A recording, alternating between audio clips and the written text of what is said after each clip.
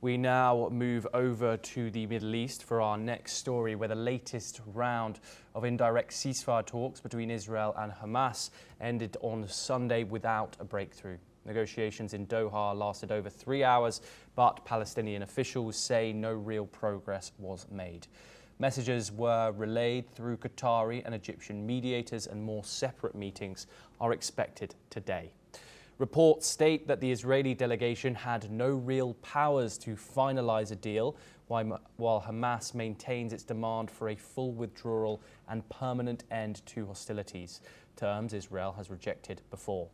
As Prime Minister Benjamin Netanyahu heads to Washington today to meet President Donald Trump, he says his priorities remain the release of the hostages, defeating Hamas, and ensuring Gaza is no longer a threat. Israel's military struck 130 targets in Gaza over the past 24 hours, while officials in Gaza say more than 30 civilians were killed on Sunday. With tensions high and families of hostages demanding action, all eyes are now on Monday's meeting between Trump and Netanyahu and whether it can finally bring a deal closer. We're now joined by Daniel Boardman, who is a senior correspondent for the National Telegraph. He joins us live from Toronto. Daniel, thank you very much for joining us on the programme. Daniel, yet another round of ceasefire talks in Doha ended with no breakthrough. We have a substantial and significant meeting with President Trump and Prime Minister Netanyahu today. What are your expectations? Are you positive about this meeting? Do you think that we can see a breakthrough today? What are your thoughts? Yeah, I mean, the most positive sign towards, you could say, a peace deal in Gaza was the 12-day war in Iran, where you now have the conditions where the Israelis can actually end the war, as Hamas's quote sugar daddy, so to speak, has been severely crippled. So that's probably the most significant thing leading to a potential ceasefire in Gaza. But again, I mean, the terminology and the thinking is just so off when it comes to the Israel-Gaza war. I mean, the fact that we never even talk about a legitimate peace.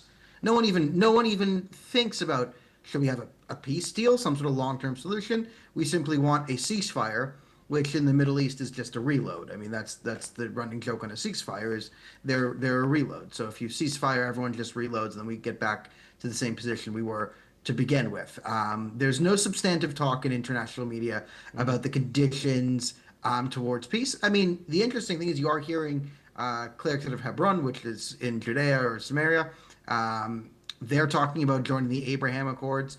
So I actually think peace is a lot closer with an expansion of the Abraham Accords, because that's sort of being done the right way.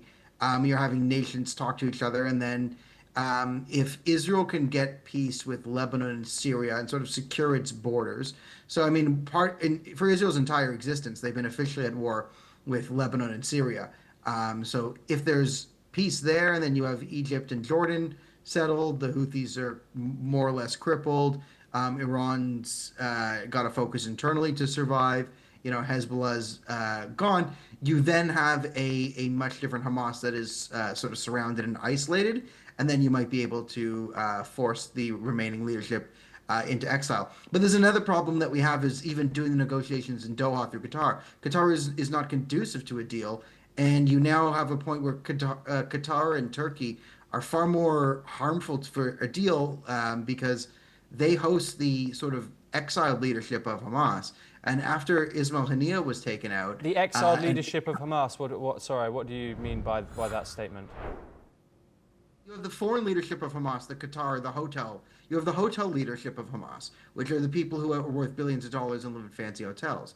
But then since the death of Haniyeh, the real power has been transferred into Gaza. So you had Yahya Sinwar and then his brother Mohammed Sinwar. So because the Gaza Hamas has been so cut off from the leadership of Hamas, so-called leadership, who spends their days in five-star hotels, you know, in Turkey and Qatar.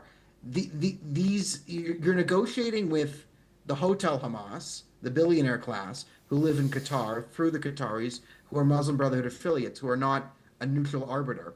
but then you're having to negotiate with the Hotel Hamas, where Israel and Hamas are not even in the same room, and then they have to negotiate on behalf of the Hamas operatives that are in Gaza, which are pretty much cut off from those in Hamas, and in themselves having their own internal issues because they're on the ground, they're facing the Israelis in combat, so to speak, or in the tunnels. And then these guys are off in hotels. So the whole thing is a bit of a farce where no one's really talking about the issues needed to solve it. We're just saying negotiation, ceasefire, talk, meeting, talk, ceasefire.